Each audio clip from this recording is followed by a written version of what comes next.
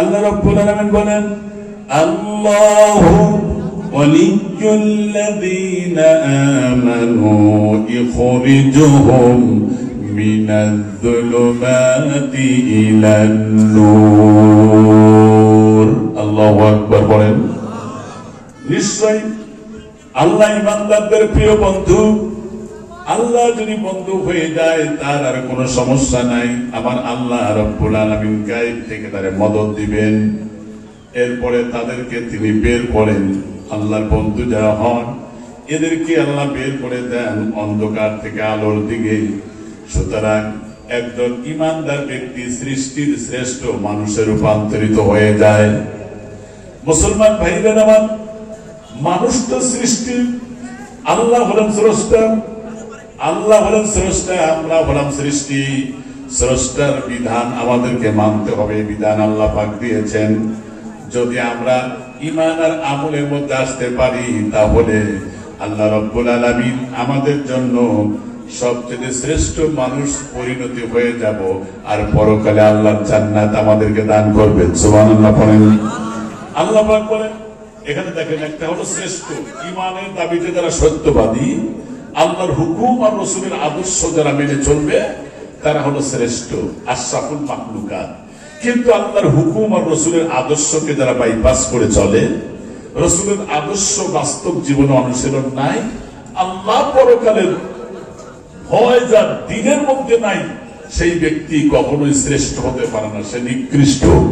আল্লাহ পাক বলছেন, ইন্নাল্লাযীনা আমানু ওয়া আমিলুস সালিহাতি, নিশ্চয় যারা ঈমানদার পাশাপাশি সে নেক আমল করে, উলাইকা হুম খায়রুল বারিয়া, এরাই হলো সৃষ্টির শ্রেষ্ঠ। আর যারা ঈমান আমলের মধ্যে নাই তারা হলো শাররুল বারিয়া, তারা সৃষ্টির মধ্যে নিকৃষ্ট। তাহলে আমি যে ৬টা বিষয় বললাম, এই ৬টা বিষয় যদি পূর্ণাঙ্গভাবে বিশ্বাস স্থাপন করে যদি আমি আমল করতে সক্ষম হই তাহলে ঈমানের দাবিতে সে পরিপূর্ণতা পাবে। সুবহানাল্লাহ বলেন। আসেন এখন বিষয়টা ভালো করে বুঝাই। সেটি হলো ঈমানের যে মূল সামারাইজ, যে মূল ব্যাখ্যা, যে মূল বিশ্লেষণ, আল্লাহ পরকালের প্রতি যে বিশ্বাস, আল্লাহর কিতাবের প্রতি বিশ্বাস। এখন দেখেন, যদি কোনো মানুষ ঈমান আর আমলের মধ্যে থাকে, তার জীবনে যদি কোনো আমল ঘাটতিও হয় এবং কোনো আমলের যদি আল্লাহর কাছে খুব পছন্দ হয়, ওটার উসিলায় সে জান্নাত পেয়ে যাবে। সুবহানাল্লাহ বলেন। হাদিসের মধ্যে আসছে, একজন মহিলা মানুষ দেহ ব্যবসা করে খেত। এই মহিলাটা যখন রাস্তায় আসতে দেখলো যে একটা কুকুর কূপের মধ্যে বারবার উকি ঝুঁকি মারতেছে। তার ধারণা হলো নিশ্চয়ই এই কুকুরের তীব্র পিপাসার্ত হয়েছে। সুতরাং এজন্য তার প্রতি, প্রাণীর প্রতি দরদ হয়ে গেল। এজন্য তার ওড়নার সাথে চামড়ার মোজা পেঁচিয়ে নিচে দিয়ে পানি যখন এনে ওই কুকুরের মুখের উপরে ছেড়ে দিয়েছিল, আমার ভাইরা, কুকুর পান করে আল্লাহ পাকের কাছে দোয়া করেছে। হাদিসের মধ্যে আসছে, এই প্রাণীর প্রতি দরদ করার কারণে আল্লাহ পাক তাকে তামাম জিন্দেগীর গুনাহগুলো মাফ করে আল্লাহ জান্নাতের ফয়সালা করে দিয়েছে। আরেকজন মহিলা আছে, সারা জীবন মানুষের সেবা করত। সেবা করার কারণে জীবনে বিয়ে শাদীও করে নাই। কারণ বিয়ে শাদী হলে ছেলে সন্তান হবে, এজন্য এই কাজগুলো করতে, সেবা করতে বিঘ্নিত হবে, এজন্য বিয়ে শাদীও করলো না। আপনারা চিনবেন তারে, মাদার তেরেসা। নাম শুনেই বুঝতেছেন তার ঠিকানা কোথায় হবে। যত ভালো কাজ করুক, যত আত্মমানবতার সেবা করুক, কিন্তু আসল ১ নম্বর জিনিসটা তার মধ্যে নাই। এই জন্য জান্নাত পাওয়ার সম্ভাবনাও নাই। কারণ ১ নম্বর জিনিস হলো ঈমান। বলেন কি? ঈমান। কথাটা একটু গুরুত্ব দিয়ে ভালো করে বোঝেন, তাহলে বুঝবেন শেষ পর্যন্ত। প্রথম বুঝলে শেষেরটাও বুঝবেন আপনি, ইনশাআল্লাহ, আশা করি। মুসলমান ভাইরা আমার, ধরেন ঈমান হলো ১ নম্বরে। ধরে বলেন কয় নম্বরে? ১ নম্বর। আপনার ১ যদি থাকে তাহলে ১-এর লাইনে যদি একটা শূন্য লাগান, মানে একটা নেক আমল করলেন, শূন্য লাগালেন। ১-এর ডানে শূন্য লাগালে বলেন তো কয় হয়? ১০ হলো। আর একটা নেক আমল করলেন, মানে আর একটা শূন্য লাগালেন, এটা হলো আবার ১০০। আর একটা লাগালেন ১০০০, আর একটা লাগালেন, হয়ে গেল ১০,০০০। যদি আপনার একটা থাকে, ডান সাইডের তখন স্বর্ণগুলো দাম আছে, ঠিক কিনা ধরে বলেন? তাহলে 1 নম্বর ঈমান। ঈমান যদি আপনার জীবনের মধ্যে থাকে, তাহলে আপনি প্রত্যেকটি ঈমান ও আমলের পদক্ষেপ যখন আপনি নিতে থাকবেন, প্রত্যেকটা পদক্ষেপ হবে জান্নাতমুখী। জোরে বলেন সুবহানাল্লাহ। ঈমানের চিহ্নটা কি? যে ঈমানটা আমরা আনলাম, চিহ্নটা কি? ঈমানের চিহ্ন বয়ান করতে গিয়ে আল্লাহ পাক কোরআনুল কারীমের মধ্যে বললেন, ইন্নামাল মুমিনুনা আল্লাযীনা ইযা যুকিরাল্লাহু ওয়াজিলাত কুলুবুহুম ওয়া ইযা তুলিয়াত আলাইহিম আয়াতুহু যাদাতুহুম ঈমানান ওয়া আলা রাব্বিহিম ইয়াতাওয়াক্কালুন। আল্লাহু আকবার। আমি আল্লাহু আকবার বলাই আয়াতের শেষে একটা বিশেষ কারণে, কারণ আমি হাদিসে পড়েছি, মানুষ যখন একবার আল্লাহু আকবার উচ্চারণ করে, তার জীবনের তামাম সগীরা গুনাহগুলো মাফ হয়ে যায়। সুবহানাল্লাহ। হাদিসের মধ্যে আসছে তার দলিল, রাসূল বলেছেন আফজালুল কালাম 40। পৃথিবীর মধ্যে সবচেয়ে দামি কথা 4টি। কয়টি? 4টি। 1 নম্বর সুবহানাল্লাহি পড়েন, 2 নম্বর আলহামদুলিল্লাহি, 3 নম্বর লা ইলাহা ইল্লাল্লাহু, 4 নম্বর আল্লাহু আকবার। রাসূল বলেছেন যারা সকাল সন্ধ্যা এই জিকির করবে, সমুদ্রের ফেনা সমতুল্য গুনাহ যদি থাকে আল্লাহ মাফ করে দিবেন। সুবহানাল্লাহ।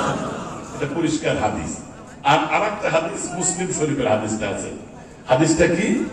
এক ব্যক্তির আমলনামা, দুনিয়ার জীবনের যে আমলনামা হচ্ছে, আমাদের ডানে বামে যে লেখক আছে, কিরামান কাতিবিন ইয়ালামুনা মা তাফআলুন, ডানে বামে যে আছে লিখতেছে ভালো মন্দ, ডানে লিখতেছে হলো ভালোগুলো আর বামে লিখতেছে গেল মন্দগুলো, যা করতেছে জীবনে সব লিখতেছে। সুতরাং এগুলো যখন আল্লাহ পাক আপনার গলার সাথে ঝুলিয়ে দিবেন আর বলবেন ইকরা কিতাবাকা কাফা বিনাফসিকা আল-ইয়াওমা আলাইকা হাসিবা, আজকে তোমার আমলনামা কিতাব তুমি পাঠ করো, তুমি নিজেই আমলনামা পাঠ করার জন্য যথেষ্ট। মুসলমান ভাইরা আমার, মুসলিমদের হাদিস আছে এইভাবে একজনের 99টা ফাইল হবে। এক একটা ফাইল কত বড় হবে? আল্লাহ রাসূলের সাহাবীরা জিজ্ঞাসা করলেন, ও আল্লাহর পয়গম্বর, এক একটা কত বড় হতে পারে? নবীজি বললেন, এক একটা আসমান থেকে জমিন পর্যন্ত। সুবহানাল্লাহ বলেন।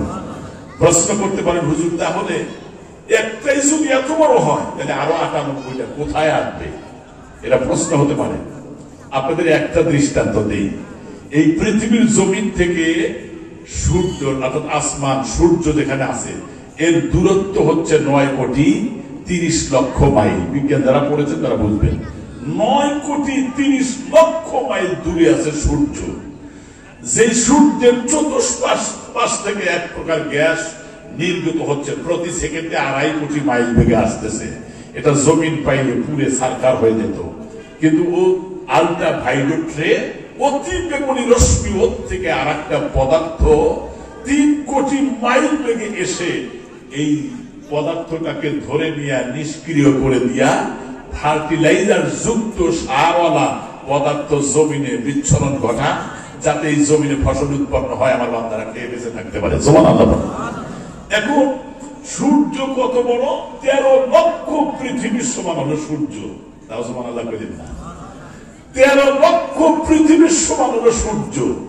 এইরকম 2 থেকে 2.5 কোটি সূর্যকে চকলেটের মতো গিলে হজম করতে পারে এরকম তারকা আছে, নক্ষত্র আছে মিল্কি ওয়ে গ্যালাক্সির ভিতরে, যার আলোর গতি প্রতি সেকেন্ডে 1,86,000 মাইল। পৃথিবী সৃষ্টির পর থেকে আজ পর্যন্ত আসতেছে, মাটি স্পর্শ করে নাই। তাহলে একটু অবজার্ভ করেন যে সেটা কত দূরে আছে। আমি বোঝাতে চাই যে আল্লাহর জায়গার কোনো অভাব নাই। মুসলমান ভাইরা আমার, 98টা তন্ন তন্ন করে দেখা হবে, একটা আমল তার জীবনে নাই। কিন্তু আল্লাহ পাক ডাক দেবেন, বান্দারে তুমি জীবনে যা করেছো, তোমার কোন আমলের দ্বারা কি জান্নাত পাওয়ার আশা আছে? লোকটা বলবে, রব্বুল আলামিন আমার প্রশ্ন করে লজ্জা দিও না, জীবনে তো কখনোই ভালো কাজ করি নাই। আল্লাহ তোমার সিদ্ধান্তই চূড়ান্ত, তুমি যেখানে দিবা সেখানেই যাব। তবে তুমি তো একটা কথা বলেছো, আল্লাহ লা তাকনাতু মির রাহমাতিল্লাহ ইন্নাল্লাহা ইয়াগফিরুয যুনুবা জামিআ ইন্নাহু হুয়াল গফুরুর রহিম। আল্লাহ তুমি বলেছো যে আমার রহমত থেকে নিরাশ হইও না, কারণ আল্লাহর ভালোবাসা হলো 100টা, দুনিয়ায় দিয়েছেন মাত্র একটা। জোরে কোন কয়টা? এখন একটা ভালোবাসা কত? আমার এই ভাইয়ের যদি একটা সন্তানকে কেউ একটা থাপ্পড় মারে, তখন সে কিন্তু প্রতিশোধ নেওয়ার জন্য কিন্তু রাগ উঠবে, সেখানে যাবে, ঠিক কিনা? এটা ভালোবাসা।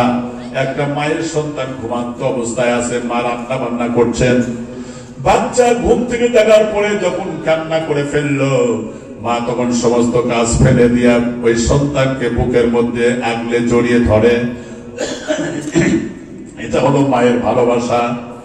এরপরে একটা বিড়ালের বাচ্চা আপনি ধরতে যাবেন, সেই বিড়াল মা বিড়াল ম্যা ম্যা করে কান্না করবে, আপনার পিছনে চলে যাবে, মায়ের ভালোবাসা। একটা পাখির বাচ্চাকে আপনি ধরবেন, মা পাখি মাথার উপর দিয়ে কিচির মিচির করবে, উড়াল দিবেন, এটা হলো সন্তানের প্রতি মায়ের ভালোবাসা। একটা ছাগলের বাচ্চা ধরবেন, গুতাবার জন্য আসবে, এটা সন্তানের প্রতি ভালোবাসা। একটা গাভীর বাছুর আপনি ধরতে যাবেন, তখন গুতাবার জন্য আসবে, এটা সন্তানের প্রতি ভালোবাসা। মুরগির বাচ্চাগুলো বিভিন্ন জায়গায় এলোমেলো হয়ে খাচ্ছে, কিন্তু আপনি মুরগির বাচ্চার কাল দিয়ে দেওয়ার সময় মা মুরগি মনে করছে আমার সন্তানের কোনো ক্ষতি করছে, এই জন্য উড়াল দিয়ে ঠোকাবার জন্য আসবে, এটা সন্তানের প্রতি ভালোবাসা, ঠিক কিনা? এইরকম ভালোবাসা দুনিয়াতে আল্লাহ একটা দিয়েছেন, আরো 99টা তার কাছে আছে। সুবহানাল্লাহ বলেন। ওই 99টা সহ সবগুলো একসাথে ধারণ করবে পরকালে, যাতে করে আমার বান্দারা জাহান্নামে না যায়। আল্লাহ পাক মানুষকে মাফ করবার জন্য বাহানা তালাশ করবে। জোরে বলেন সুবহানাল্লাহ। আমার আল্লাহ এত রহমান। কিতাবের মধ্যে পড়েছি, দুইজন ব্যক্তির কোন গুনাহ নেকি নাই, ফায়সালা জাহান্নামে। একজন খুব প্রচন্ড জোরে দৌড়াবে, আর একজন 2-1 পা করে আগাবে আর পিছনে তাকাবে, আগাবে আর তাকাবে। আল্লাহ পাক জিজ্ঞাসা করবে, বান্দা জাহান্নামের অর্ডার দিলাম, দৌড় মারলাম, ভয় করলো না? আল্লাহ দুনিয়াতে তোমার কথা গুরুত্বের সাথে আমি আদায় করি নাই, অন্তত আজকের এই দিনে গুরুত্ব দিচ্ছি, এই জন্য দৌড়াচ্ছি। তুমি বলেছো না তাকনাতু মির রাহমাতিল্লাহ, আমার রহমত থেকে নিরাশ হইও না, আমি হই নাই। মা আমসাক্তা বিহি, তুমি তো বেইচ্ছাবিও করো না, সুতরাং আমি তোমার রহমতের প্রত্যাশায় দৌড়াচ্ছি। আল্লাহ জিজ্ঞাসা করেন, তুমি আবার পিছনে তাকাও কেন? আল্লাহ তাই কি জাহান্নামে দিবে? পিছনে তাকায় যদি দয়া করে আবার ডাক দাও। সুবহানাল্লাহ বললেন না? যেই মাত্র এই কথা বলবেন, দুইজনের কথা শোনার পরে আল্লাহ রাব্বুল আলামিন তখন বলবে, ইনতালিকু আদ্দা ইলাল জান্নাহ। সুবহানাল্লাহ বলেন। আল্লাহ পাক বলবেন, বান্দা যাও, আমি আল্লাহ তোমাদের तमाम জিন্দেগীর গুনাহগুলো maaf করে জান্নাতের ফয়সালা করে দিলাম। তাহলে maaf করতে ওয়ালা কে? আল্লাহ পাক maaf করবে না। আর এক ব্যক্তির অবস্থা এমন হবে, শুধুমাত্র একটা নেকির অভাব, কিন্তু আল্লাহ পরকালের প্রতি ঈমান তার ছিল, একটা নেকির অভাবের কারণে জাহান্নামের অর্ডার হয়ে যাবে।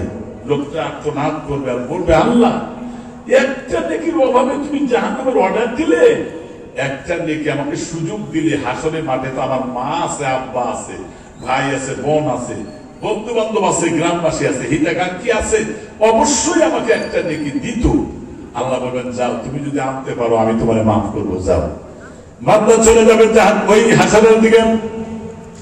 আল্লাহ পাক সাথে সাথে মা আর বাবা তার আত্মীয় স্বজনকে পর্যায়ক্রমে তার সামনে হাজির করে দিবেন। এরপরে সন্তান বাবাকে দেখে বলবেন, বাবা তুমি আমার একটা নেকি দাও, একটা নেকির অভাবে তো জাহান্নামে যাওয়া লাগতেছে। বাবা দুনিয়ার জীবনে তুমি ভালো জিনিস হলে 2 বার খাও নাই, আমার জন্য রেখে দিয়েছ। ও মা, একটু অসুখ হইলে পরেই তো তুমি মানতে রোজা রেখেছো, মা তুমি আমার একটা নেকি দাও, জাহান্নামে যাওয়া লাগতেছে। এত ভালোবাসতেন, এত আদর করতেন, এত স্নেহ করতেন, এত যত্ন করতেন, আজকে মহা বিপদের সময় তোমরা একটা আমার একটা নেকি ব্যবস্থা করে দাও। মা বাপ বলবেন, সোহকান দূর হয়ে যাও, তুমি তো আমার সন্তানই না। কারণ ওই দিন মানুষ কেউ কাউরে পরিচয় দিবেন। আল্লাহ পাক বলেন ইয়াউমা ইয়াফিরুল মারউ মিন আখিহি ওয়া উম্মিহি ওয়া আবিহি ওয়া সাহিবাতিহি ওয়া বানিহি। আল্লাহু আকবার বলেন। মুসলমান ভাইরা, ওই দিন তারা বাবা পরিচয় দিবে না, আল্লাহু আকবার বলেন। মা পরিচয় দিবে না, ভাই পরিচয় দিবে না, আপনার অর্ধাঙ্গিনী আপনার পরিচয় দিবে না, আপনার গর্ভধারিণী মাও পরিচয় দিবে না। কারণ মানুষ ওই দিন উদ্ভ্রান্তের মতো মাতালের মতো ছুটাছুটি করবে। আল্লাহ তাও বললেন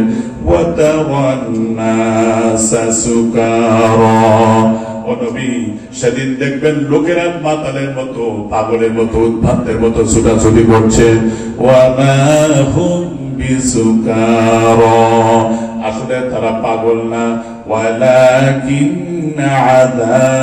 আযাবাল্লাহি শাদীদ।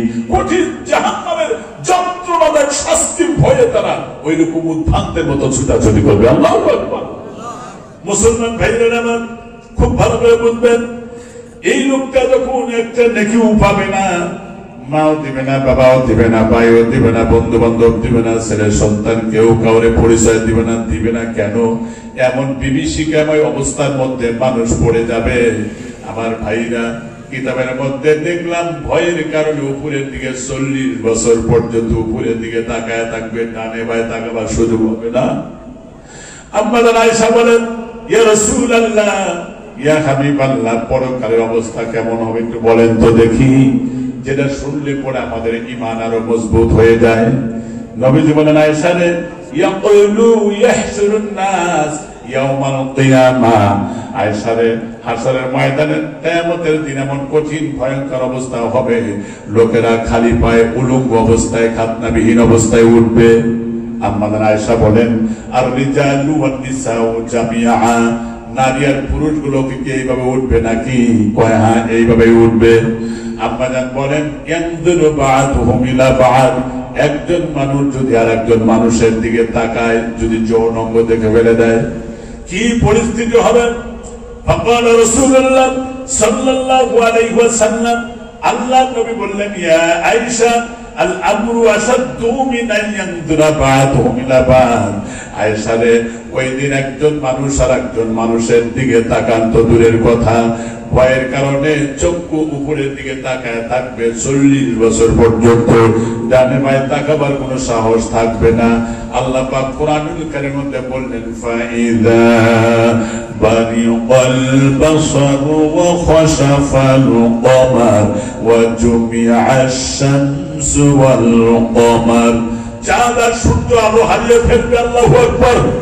শুধু তাই না, এরপরে চক্ষুটা স্থির হয়ে যাবে, জমিনটা থরথর করে কাঁপবে। আল্লাহ বলেন, ইদা জুলজিলাতিল আরদু জিলজালাহা, জমিন প্রবল ঝাঁকুনি মারবে, থরথর করে কাঁপতে থাকবে। ওয়াকালাল ইনসানু মা লাহা, লোকেরা বলবে, কি হইল জমিনের, কি হইল রে?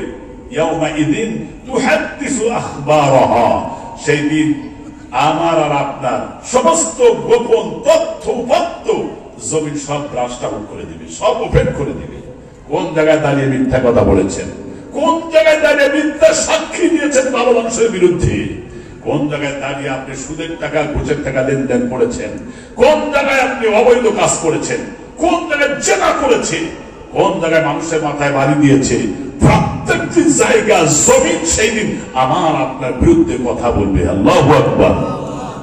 মনে করছেন দুনিয়া এইভাবে মানুষ যাবে? না না না, দুনিয়া খুব অল্প সময়, আর দুনিয়া কলিল ফালিয়াযহাবু ফীহা, রাসূলের কথা। দুনিয়াটা খুব স্বল্প সময়ের জন্য। মানুষ আনন্দ করো, ফুর্তি করো, ফেস্টিভ্যাল করো, অহংকার করো, দাম্ভিকতা দেখাও, তবে শুনে রাখো, ফাইদান কাতাতিদ দুনিয়া ওয়া সারু ইলাল্লাহ, যেদিন এই দুনিয়া ছেড়ে আল্লাহর সান্নিধ্যে চলে যাবে, ফালিয়াস্তালিফুল বুকা লা ইয়ানকাতু আবাদা, ওই দিন তোমার কান্না শুরু হবে। যে জীবনে শুরু আছে তার শেষ নাই, তোমার কান্না শুরু হবে, জীবনে তোমার কান্না বন্ধ হবে না। সেই দিনটা আছে না নাই? ওই দিনের ভয় করে আজকে চলেন দুনিয়াতে। হিংসা কিসের, অহংকার কিসের, দাম্ভিকতা কিসের? মানুষ গীবত করে, মসজিদের ভিতরেও গীবত করে একজন আর একজনের, ঠিক না? গীবত করলে আপনার জীবনের সমস্ত নেক আমল কর্মফল নিষ্ফল হয়ে যাবে। একটা হাদিস নেন, আমি তো আজে বাজে হাদিস আমি কোনো কাল্পনিক কথাতে বুঝাই না, এটাও হাদিস বলবো। মায়ের আসলামী একজন আল্লাহ রসুলের সাহাবী, তিনি একবার শয়তানের ধোকায় পড়ে গেলেন। মানুষ তো বুড়ের উঠে নয়, শয়তানের ধোকায় পড়ে একটা নারীর সাথে ধরেন যৌন তৃপ্তি হয়ে লাভ করেছে। কিন্তু বিষয়টা সম্বিত ফিরে আসার পরে, হুশ ফিরে আসার পরে চিন্তা করছেন, আমার এই জীবন যৌবন দিয়ে কি হবে? পরকালে তো জাহান্নামের আগুনে চলতে হবে আমাকে, এখন আমার উপায়টা কি? তিনি চলে গেলেন আল্লাহ রাসূলের দরবারে। সকালবেলা তিনি কিছুই খাইলেন না, বিকেল বেলাও খাইলেন না। বিশ্ব নবীর সাথে যখন সাক্ষাৎ হয়ে গেল, ডাকতে বললেন, মায়েদে আসলামী, তোমার চেহারার মধ্যে এত মলিনতার ছাপ কেন? কি হয়েছে বলো? ডাকতে বলেন, ও আল্লাহর পয়গম্বর, আমি তো শরীয়তে শাস্তিযোগ্য অপরাধ করেছি, একটা নারীর সাথে আমার এই ধরনের কাজ হয়ে গেছে। নবীজিকে বললেন, কি করা যায়? বললেন, ওই হাকাইয়ার যেও ইলাই ফাস্তাগফিরুল্লাহ, যাও, তুমি যাও, তওবা করে ইস্তেগফার করো আল্লাহর কাছে। সাহাবী চলে গেলেন তওবা করতে করতে, কিন্তু তিনি তারপরেও স্বাভাবিক হতে পারছেন না। আবার ফিরে আসলেন, আর বললেন, হুজুর আমি কি করব? নবীজি বলেন, যাও, তওবা ইস্তেগফার করো। আবার গেলেন, টানা 3 বার ফিরে দিলেন। চতুর্থবার আসার পরে আল্লাহ রসুল মায়েদে আসলামীর এলাকার মানুষের সাথে কথা বললেন, তার মাথা কি স্বাভাবিক আছে নাকি? হ্যাঁ, তার মাথাও স্বাভাবিক, লোক ভদ্র এবং সভ্য, তার ডিলিংস ভালো, তার attitude, mentality all side famous, সব দিক থেকে ভালো। নবীজি বললেন, তাহলে এই সাহাবীর এখন শাস্তি হলো, কোরআনে বর্ণিত শাস্তি হলে পাথর মেরে হত্যা করা হবে। সাহাবীদেরকে নির্দেশ দিলেন, যাও তারা হত্যা করো। যে জায়গায় পাথর মেরে হত্যা করবে ওই জায়গায় যাওয়ার পরে বললেন, আমি 2 রাকাত নামাজ পড়ে নেই। আমার ভাইরা 2 রাকাত নামাজ পড়ছেন, এরপরে আল্লাহর কাছে তওবা ইস্তেগফার পড়ছেন। এই সাহাবীকে যখন পাথর মেরে হত্যা করা হলো, নবীজি নিজে জানাজার ইমামতি করলেন, কবরেও নামলেন, দোয়াও করলেন, বিসমিল্লাহি ওয়া আলা মিল্লাতি রাসূলিল্লাহ। তারপর কেমন হয়ে গেল? নবীজি একবার এই কবরে পাল্টে আসার সময় নবীজির পিছনে 2 জন সাহাবী একজন আরেকজনের বলা বলি করছিলেন, এই যে কবরটা দেখতেছ নতুন কবর, এই লোকটা জিনা করার কারণে কেউ জানতো না, নিজেই রাসূলের কাছে পড়েছে, এই জন্য রাসূলের নির্দেশে কুকুরের মতো তারে পাথর মেরে হত্যা করা হয়েছে। এই কথা আল্লাহ রাসূল শোনার সাথে সাথে সাহাবীদেরকে কিছুই বললেন না। কিছু দূর আগে যা দেখেন, রাস্তার ধারে একটা রোডের নিচে একটা মরা গাদা পড়ে আছে। এই গাদাটা কোন জায়গায় পছন্দ নেই, পোকাগুলো কিলবিল করছে, অগ্নিধরা সূর্যের আলো পড়তেছে গাদার উপরে, হাত পাতা টান টান হয়ে গেছে। ওই মুহূর্তে নবীজি বলেন, সাহাবীরা, ওই যে মরা গাদা, তোমরা ফাকুলা মিনহু, ওখানে যাও, তোমরা খাও। সাহাবীরা বলেন, ইয়া রাসূলুল্লাহ, মরা গাদা কি কখনো খাওয়া যায়? নবীজি বললেন, কিছুক্ষণ আগেই তো তোমরা মরা গাদা খাইলা। সাহাবীরা বুঝতে পারে না, বললেন, কেমনে বুঝলেন, কেমনে কথাটা বললেন? নবীজি বললেন, তোমরা না বললে এই লোকটাকে কুকুরের মতো পাথর মেরে হত্যা করা হয়েছে? কারণ তোমরা জানো না এটা গীবতের মধ্যে চলে গেছে। আর এই মায়েদে আসলামী যে তওবা করেছে, এই তওবাটা গোটা মক্কা মদিনার সমস্ত মানুষের মধ্যে যদি ভাগ করে দেওয়া যেত, প্রত্যেক মানুষের নাজাতের জন্য যথেষ্ট হয়ে যেত।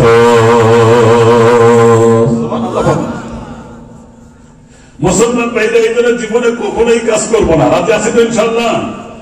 তাহলে আসেন এখন মূল আলোচনার দিকে আসেন, লম্বা করবো না, কারণ আমার কাঙ্ক্ষিত সময়ের মধ্যে কালেকশন সহ সবই শেষ করবো। আমার বন্ধুগণ, তাহলে বলতেছিলাম ইমান যে আমি আনলাম, কিন্তু ইমানের প্রকার ভেদ জানলাম। ইমানের আলামতটা কি? ইমানের চিহ্নটা হচ্ছে শুধুমাত্র মুমিন তো তারাই, আল্লাহর নাম নিয়ে যাদের সামনে আলোচনা করা হয় তাদের অন্তরটা কেঁপে ওঠে, আল্লাহর কোরআন হৃদয় স্পর্শ করে, ঠিক কিনা জোরে বলেন? মুসলমান ভাইরা আমার, শুধু তাই না, তাদের নিকটে আল্লাহর আয়াত সমূহ পাঠ করা হলে জাদাতহুম ঈমানা, আল্লাহ তাদের ঈমান বৃদ্ধি করে দেন। শুধুমাত্র রবের প্রতি তাদের নির্ভরশীলতা আল্লাহ পাক বানায় দেন, এটা হলো ঈমানের চিহ্ন। আসেন এখন ঈমানের দাবিটা কি এটা জানা দরকার। আল্লাহ পাক বলেন ইয়া আইয়ুহাল্লাযীনা আমানু আতিউল্লাহা ওয়া আতিউর রাসূল ওয়া উলিল আমরি মিনকুম। আল্লাহু আকবার বলেন। আল্লাহ পাক বলেন হে ইমানদারগণ তোমরা আনুগত্য করো আল্লাহর, আনুগত্য করো রাসূলের, আর আনুগত্য করো তোমাদের মধ্যে যারা দায়িত্বশীল, আল্লাহ পরকালের প্রতি যাদের ভয় আছে। আমার মুসলমান ভাইরা, যুবকদের দৃষ্টি আকর্ষণ করে একটা কথা বলি, ঈমানের দাবি পূরণ করতে চাইলে জীবনের সবচাইতে বেশি ভালোবাসতে হবে মুহাম্মদুর রাসূলুল্লাহকে। কাকে ধরে বলেন? আপনারা ওয়াজ বুঝতেছেন না মনে নাকি? আমি যতক্ষণ বলবো এইভাবেই বলবো, হাদিস দিয়া কোরআন দিয়া, আমি কোনো কাহিনীতে বলতে চাচ্ছি না। খুব ভালো করে বলেন সেটা কি? রাসূল বলেন লা ইউমিনু আহাদুকুম হাত্তা আকুনা হাব্বা ইলাইহি মিন ওয়ালিদিহি ওয়া ওয়ালাদিহি ওয়ান নাসি আজমাইন। আল্লাহু আকবার বলেন। ওই ব্যক্তি ইমানদার না, ওই ব্যক্তি ইমানদার না যে ব্যক্তি তার বাবা, তার ভাই, তার সন্তান, দুনিয়ার সবকিছু চাইতে যতক্ষণ পর্যন্ত আমি নবীকে বেশি ভালোবাসবে না সেই ইমানদার। বলে নাই নবী কতটুকু ভালোবাসি এটা আমাদের দেখা লাগবে। এখন ওই দৃষ্টান্ত গুলো আসবে, কারণ আমার সময় তো এইভাবে সেট করবো কথাগুলো। কতটুকু ভালোবাসি, আচ্ছা এটা তো হাদিস বললাম। এখন কোরআনে এই ব্যাপারে কোন সিদ্ধান্ত আছে কিনা? আল্লাহ তাআলা কোরআনুল কারীমে সূরা তাওবার 24 নম্বর আয়াতে যান, আল্লাহ পাক বলেন কুল ইন কানা আবাউকুম ওয়া আবনাউকুম ওয়া ইখওয়ানুকুম ওয়া আসওয়াজুকুম ওয়া আশিরাতুকুম ওয়া আমওয়ালুন ইqtarabtumuha ওয়া তিজারাতুন তাকশাউনা কাসাদাহা ওয়া মাসাকিনু তারদাউনাহা আহাব্বা ইলাইকুম মিনাল্লাহ। আল্লাহু আকবার। আহাব্বা ইলাইকুম মিনাল্লাহি ওয়া রাসূলিহি ওয়া জিহাদিন ফি সাবিলিহি ফাতারাব্বাসু হাত্তা ইয়াতিয়াল্লাহু বিআমরিহি ওয়াল্লাহু লা ইয়াহদিল কওমাল ফাসিকিন। আল্লাহু আকবার বলেন। আল্লাহ পাক বলেন নবী আপনি বলে দেন তোমার বাবার চাইতে, মেয়ের চাইতে, ছেলের চাইতে, স্ত্রীর চাইতে, অর্জিত সম্পদের চাইতে, ব্যবসা বাণিজ্যের চাইতে, যে ব্যবসার লস হওয়ার আশঙ্কা করো, যে ঘরে থাকতে স্বাচ্ছন্দ্য তোমরা ফিল করো, ওয়া মাসাকিনু তারদাউনাহা, যে ঘরকে তুমি সব থেকে বেশি মহব্বত করো, এ ঘরের চাইতে জমি মাপতে গিয়ে যদি আদাত 1 বিঘা জমি ছুটে যায়, জমির মহব্বতে মানুষ কোনাকুনি করে, ঠিক কিনা ধরে বলেন? এগুলোর চাইতে তামাম পৃথিবীর সবকিছু চাইতে যতক্ষণ পর্যন্ত আমি আল্লাহ, আমার রাসূল আর জিহাদ ফি সাবিলিল্লাহকে বেশি ভালো না বাসবে, তাহলে সেই লোকটা হলো ফাসিক ঈমানদার। সুতরাং এই ফাসিক ব্যক্তিকে আমি আল্লাহ তাআলা হেদায়েত দেই না। জীবনে সবথেকে বেশি ভালোবাসতো আল্লাহ, আল্লাহ রাসূলকে। হযরত বিশ্বনবী আকবার হযরত ওমরকে ডান হাতটা ধরেছেন এভাবে, আর আসলামীকে বাম হাতটা ধরে একটা বাজার এরিয়া অতিক্রম করতেছিলেন। এমন সময় নবীজি বললেন ওমর রে তুমি আমারে কতটুকু ভালোবাসো? ওমর ডাক্তার বললেন ও আল্লাহর পয়গম্বর, আমি আমার সন্তানের চাইতে, মায়ের চাইতে, আমার আত্মীয় স্বজনের চাইতে, বাবার চাইতে আমি বেশি ভালোবাসি, কিন্তু আমার জীবনের চাইতে বেশি ভালোবাসি না। নবীজি হাত ছেড়ে দিলেন আর বললেন না এখনো পূর্ণাঙ্গতা পায় নাই। তারপরে বললেন একটু সময় দেন। কয় ঠিক আছে। কিছু দূর আগানোর পরে ওমর বললেন এখন আমার জীবনের চাইতে বেশি ভালোবাসি। সুবহানাল্লাহ পড়েন। ওই সময় নবী পরীক্ষা করার জন্য লক্ষ্য করলেন ওমরের আপনজন লোক তার সামনে দিয়ে যায়, ডাক দিয়ে বললেন, ওই যে তোমার আপন লোক যাচ্ছে, তার মাথাটা কেটে আমার কাছে নিয়ে আসো। ওই মুহূর্তে তিনি দৌড় মারলেন, তরবারি খাপ মুক্ত করে। আল্লাহ রাসূল বলেন, ইয়া ওমর উসকুত, ওমর থামো। ওমর থেমে গেলেন। ওই ঠিকই তুমি এখন পূর্ণতা পেয়েছো, তাহলে জীবনে সবচেয়ে বেশি ভালোবাসতে হবে কাকে বলেন তো? কাকে? আল্লাহকে, তারপরে রাসূলকে, তারপরে জিহাদ ফি সাবিলিল্লাহকে। আমার দেশে এক শ্রেণীর মানুষ আছে যারা জিহাদের নাম শুনলে জঙ্গিবাদের গন্ধ খুঁজে বেড়ায়, ঠিক কিনা বলে কন? ওদের জন্মের সমস্যা আছে, কারণ প্রায় কোরআন শরীফের 1/3 জুড়ে জিহাদের কথা আছে না নাই?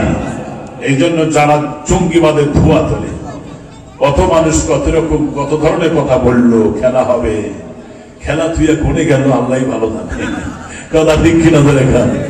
আমার মুসলমান ভাইরা রাগ করতেছে না তো? আপনার কত তুই একটা প্রাসঙ্গিক আসতেই পারে।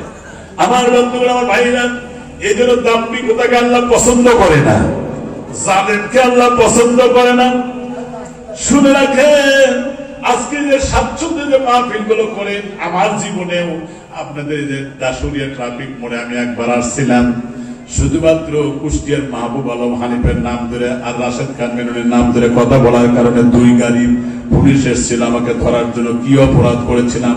শুধু বলেছিলাম মাহবুব আলম হানিফ বলেছে আগের লোকেরা বাড়ির কাছে পাড়া গ্রামে যাত্রা পালা হইতো, গান বাজনা হইতো, এখন মোল্লারা জঙ্গিবাদেরা সেই জায়গায় কোরআনের মাহফিল করে, এগুলো তুলে দেওয়া দরকার। এই কথা বলছিলাম। এটা কি আমার অপরাধ ছিল? 2 গাড়ি পুলিশ আমাকে ধরবার জন্য নিয়ে আসছে, কি অপরাধ ছিল? কারণ সব জায়গায় ইসলামের ত্রুটি চেপে ধরা হয়েছিল, ঠিক কিনা? শুধু তাই না, আমার সবচেয়ে বেশি খারাপ লেগেছে ওই দিন, যেদিন বৈষম্য বিরোধী আন্দোলনের কারণে আমার আপনার সন্তানেরা যেদিন বুক পেতে দিয়েছিল, আবু সাইদেরা মুগ্ধরা যেভাবে বুক পেতে দিয়েছিল, তাদের রক্তের কারণে বাতিলরা জ্বলে পড়ে সারখার হয়ে গেছে, ঠিক কিনা? শুধু তাই না, খারাপ লেগেছে এই জন্য যে আমি একবার দেখলাম ফেসবুকে অসংখ্য ছেলেদেরকে তারা মারার পরে তখনও কেউ মারাও যায় নাই, ভ্যান গাড়ি থেকে টাইনে নামাচ্ছে, নড়াচড়া করছে, তারপরে ভ্যানের উপরে তুলে আগুন ধরিয়ে দেওয়া হচ্ছে। কত বড় সভ্যতা, কত বড় নির্লজ্জতা, যেখানে শত শত মায়ের বুক খালি করার পরে যাদের মায়ের কান্না হয় নাই, কিন্তু ম্যাকডোনাল্ডের কাছে যাওয়ার পরে চোখের পানি ছেড়েছে, কিছু হতে পারে না। পেট্রোল ভেঙে গেছে, আবার বানান দেব, কিন্তু যে ছেলে পেলে চলে গেছে আর পাওয়া যাবে, ওখানে মায়ের কান্না নাই। আল্লাহ দেখলো তুই রাঁধছিস, তোর খাবার বরাদ হইল না, রান্না করছে ছেলে পেলে দেখলাম, প্রতিটা ইট খুলে আমি সেটা দেখলাম লাইভে, ইট পর্যন্ত খুলতেছে, কাপড় চোপড় নিয়ে যাচ্ছে, মুরগির রান গুলো খাইতেছে, যা ছিল হাঁস নিয়ে যাচ্ছে, খরগোশের বাচ্চা নিয়ে যাচ্ছে, রান্না করেছে, খাওয়ার ভাগ্য হয় নাই। এই জন্য কখনোই জুলুম করবো না, এতে আমাদের শিক্ষা নিতে হবে। কারণ একজন জুলুম করেছে, তার পরিণতি ভয়ঙ্কর হয়েছে। আমরা যেন জুলুম না করি। খারাপের জবাব খারাপ কে নয়, খারাপের জবাব আদর্শ দেয়, এটা হলো রাসূলের আদর্শ। সুবহানাল্লাহ বলেন। তাহলে আলহামদুলিল্লাহ, জাযাকুমুল্লাহ। এই জন্য আশা করি আপনারা আমার কথাগুলো বুঝতেছেন। আমি আপনাদের শত্রু নই, আমি আপনাদের প্রিয় বন্ধু, মনে করেন আপনারা। তাহলে আসেন, 2টা হাদিসও বললাম, কোরআনে আয়াতও বললাম, এখন টেস্ট করি, দেখি কতটুকু। ধরেন আপনার স্ত্রী, অথবা আমারটা দিয়ে বলে, আমার স্ত্রী, আমার একজন ব্যাচেলার কন্যা, অবিবাহিতা, আমার অনুমতি নিয়ে আত্মীয় বাড়ি গেল, আধা ঘন্টা আগে বাড়ি থেকে বের হয়েছে, আধা ঘন্টা পরে একটা ছেলে এসে বলতেছে আপনার স্ত্রী আর আপনার কন্যা কোথায়? আমি বললাম আত্মীয় স্বজন বাড়ি গেছে। রাস্তার ভিতরে কিছু বকাটে যুবক জোর করে সম্ভ্রম লুণ্ঠন করেছে, ইজ্জতহানি করেছে। এখন আপনারাই বলেন, এই কথা শোনার পরে আমার ভিতরে প্রতিশোধের আগুন জ্বলবে না জ্বলবে না? যদি দুর্বল হয়ে আমি তার থেকে প্রতিশোধের আগুন জ্বলবে। আমার স্ত্রী আর কন্যার সম্ভ্রম লুণ্ঠিত হয়েছে জানার কারণে আমি তাদেরকে দেখে নিব, এই দৃঢ় প্রত্যয় ব্যক্ত করে প্রতিশোধের আগুন ভিতর থেকে জ্বলে পড়বে, উঠবে, ঠিক কিনা? তাহলে আল্লাহ বলছেন বাবার চাইতে, মায়ের চাইতে, ছেলের চাইতে, মেয়ের চাইতে, বোর্ড চাইতে, ব্যবসার চাইতে, জমি জমার চাইতে, ঘর দুয়ারের চাইতে সবকিছু যদি বেশি ভালোবাসত আল্লাহ রসুলকে, তাহলে রসুলের বিরুদ্ধে যদি কেউ কটূক্তি করে, কেউ যদি চরিত্রের উপরে কানিবাড়ি বন করে, নবীকে নিয়ে যদি কটূক্তি করে, যদি জঙ্গিবাদ বলে মনে করে, তাহলে প্রত্যেকটা মুসলমানের হৃদয়ে আঘাত লাগবে, প্রতিশোধের আগুন দাও দাও করে জ্বলতে হবে।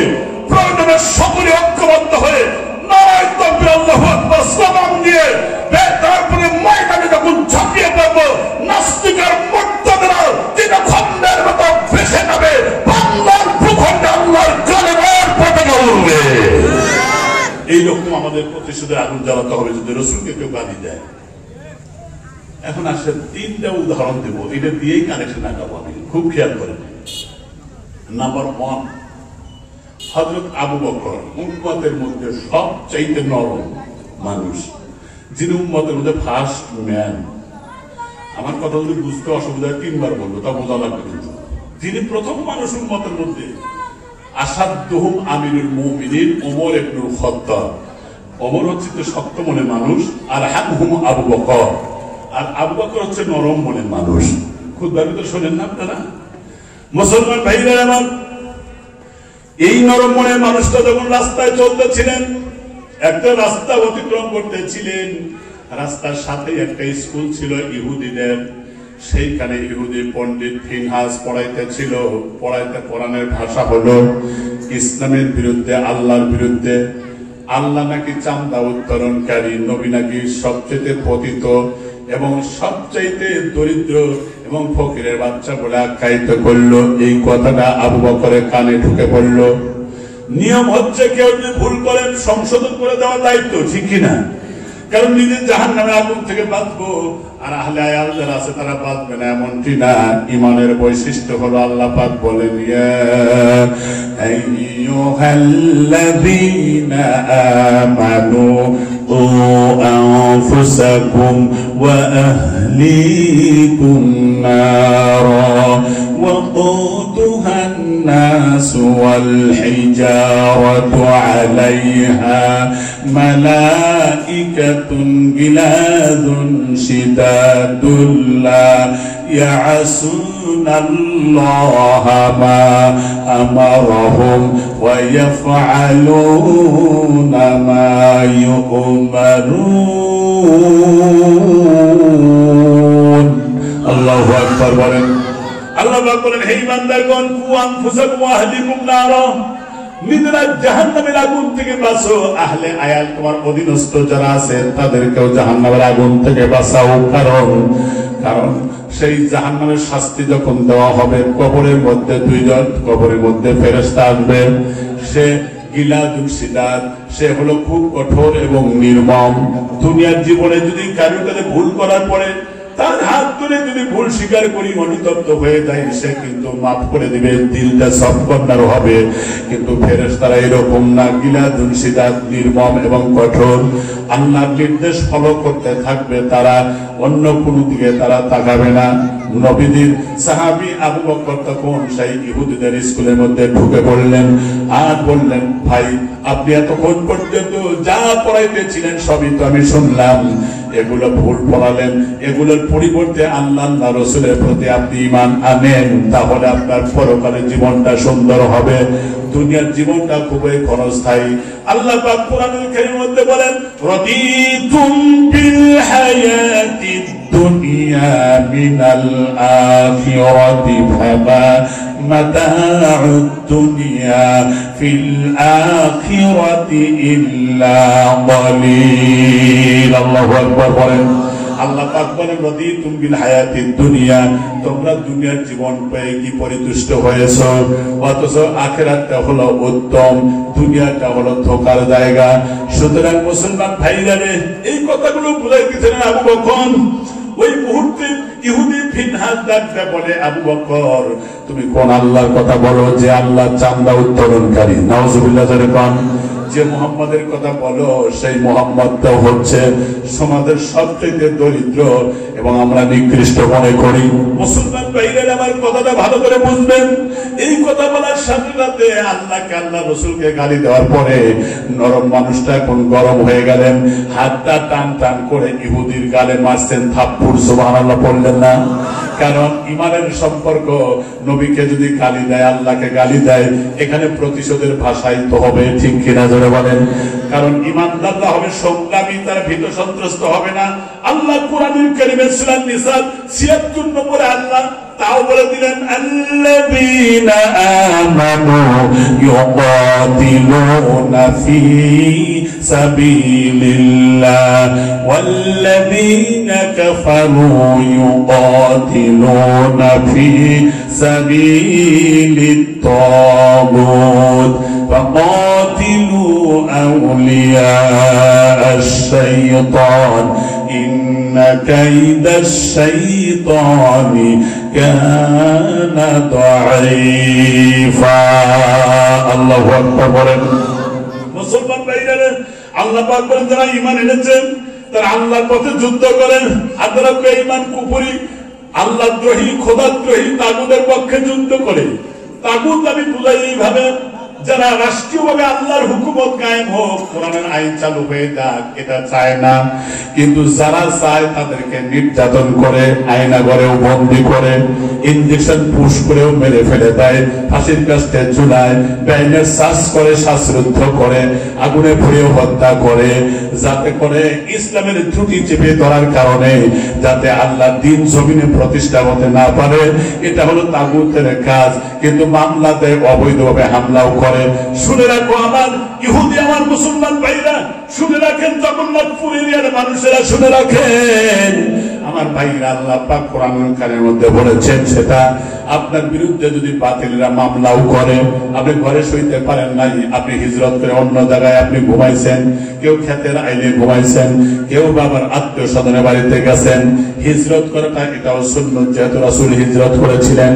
আল্লাহ কোরআনুল কারীমে সূরা তাওবা 20 নম্বর আয়াতে তাও বলে দিলেন, আল্লাযীনা আমানু ওয়া হাজারু ওয়া জাহাদু ফি সাবিলিল্লাহি বিআমওয়ালিহিম ওয়া আনফুসিহিম আ'যামু দারাজাতান 'ইনদাল্লাহ ওয়া উলাইকা হুমুল ফাইজুন। আল্লাহু আকবার। আল্লাহ বলেন যারা ঈমান আনে, হিজরত করে, নিজেদের সম্পদ নিজেদের জীবন দ্বারা তারা আল্লাহর পথে জিহাদ করে, কারণ আল্লাহর নির্দেশ, কারণ কাতিলুহুম হাত্তা লা তাকুনু ফিতনাতুন ওয়া ইয়াকুনা আদ-দীন কুল্লুহু লিল্লাহ।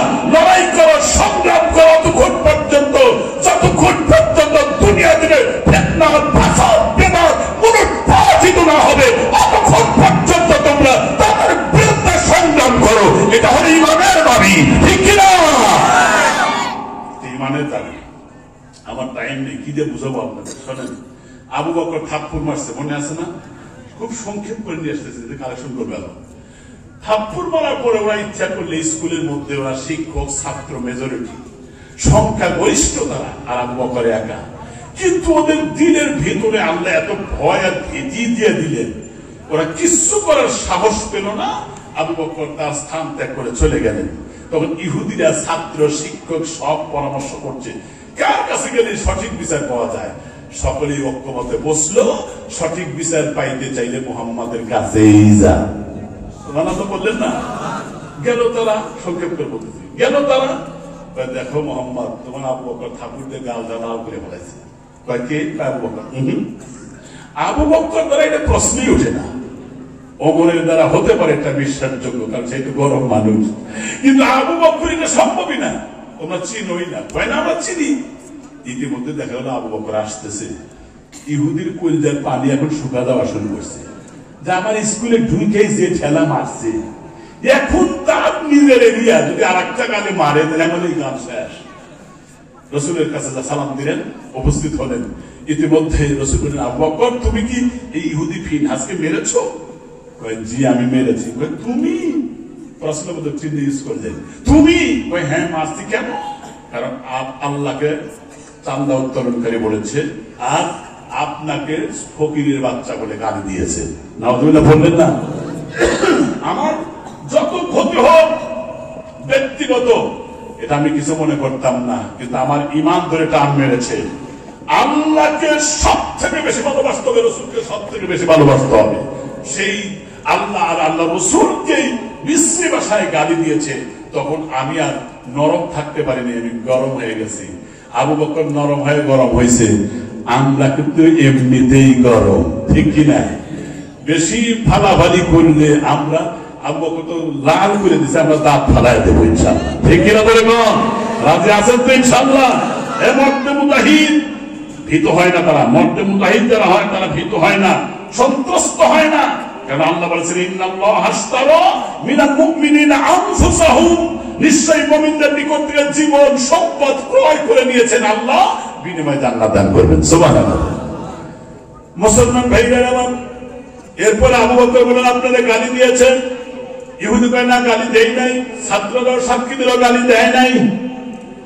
নবীজি বলেন আবু বকর তোমার পক্ষে কি কোনো সাক্ষী আছে নাকি? কয় না, আমার পক্ষে কোনো সাক্ষী নাই। আল্লাহ রাসূল এখন আবু বকরের বিরুদ্ধে যখন রায় দিবেন, ইত্যবসরে আল্লাহ পাক কোরআনের আয়াত নাযিল করে জানায় দিলেন জিবরাইলের মাধ্যমে, নবী লাকাদ সামিআ আল্লাহু কাওলাল্লাযীনা ইন্নাল্লাহা ফাকির ওয়া নাহনু আগনিয়া। ও নবী, আল্লাহ এটাই জানায় দিলেন নবী আবু বকরের পক্ষে দুনিয়ায় কোনো সাধারণ মানুষকে আমি সাক্ষী হিসাবে রাখি নাই, বরং আমি আল্লাহ আর আমার জিবরাইল সাক্ষী আছি। যারা বলেন সুবহানাল্লাহ। এই হলো এক নম্বর গেল। দুই নম্বর দৃষ্টান্ত যুবকদের বলতে চাই, যুবকেরা নবীর ভালোবাসা কেমনে ছিল। একজন বৃদ্ধ মানুষ, বয়স তার প্রায় 80 বছর। জোরে বলেন কয় বছর? ভাই না, আমার 5 থেকে 10 মিনিটের মধ্যে আমার শেষ হয়ে যাবে, কালেকশন শুরু হয়ে যাবে। 3টা দৃষ্টান্ত দিতে চেয়েছি, আপনারা কি মন খারাপ করতেছেন নাকি?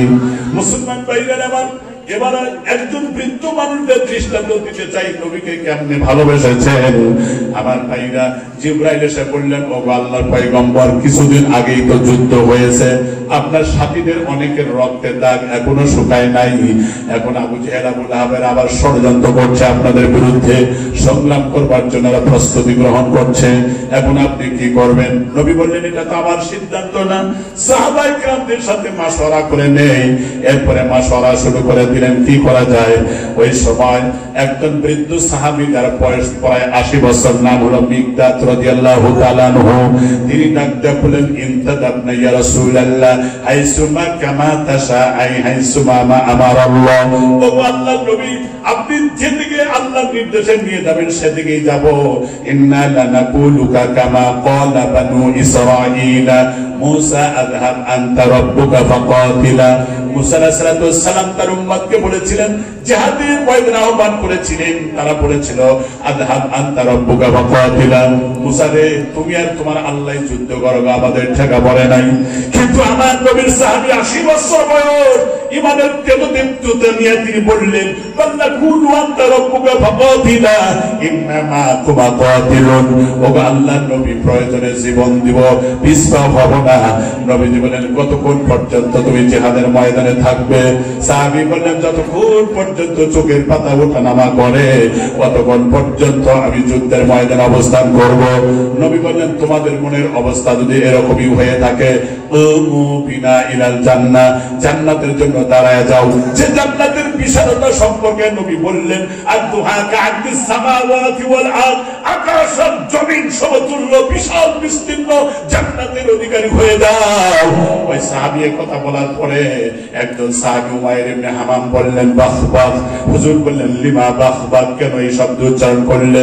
সাহাবী বলেন ইয়া রাসূলুল্লাহ ইয়া হাবিবাল্লাহ, আমার মন চাইলে আমি ওই জান্নাতের অধিকারী হয়ে যাই। আকর্ষণীয়, মনোমুগ্ধকর, চিত্তাকর্ষক এই জান্নাতে ইউযাহিরু মিন বাতনিহা ওয়া বাতনিহা মানে ইউযাহির, জান্নাতের পেটের মধ্যে বাইরে থেকে সমস্ত দৃশ্যগুলো দেখা যেতে থাকবে। বলবেন জান্নাতে আমি যেতে চাই। নবী বলেন ইন্নাকা মিন আহলিল জান্নাহ, বেশক তুমি আল্লাহর জান্নাতে চলে যাবে। ওই যুবক সাহাবী জিহাদের ময়দানে গেলেন, অনেকগুলো কাফেরকে খতম করে দিয়ে নিজে শহীদ হয়ে গেলেন। আল্লাহর রাসূল এই সাহাবীর কাছে গিয়ে একবার হাসেন একবার কাঁদেন। সাহাবীরা ডাকতে বলেন ইয়া রাসূলুল্লাহ ইয়া হাবিবাল্লাহ, আমাদের ভাইয়ের বিয়োগ ব্যথা আমরা সহ্য করতে পারি না, কিন্তু আপনি হাসেন আবার কাঁদেন।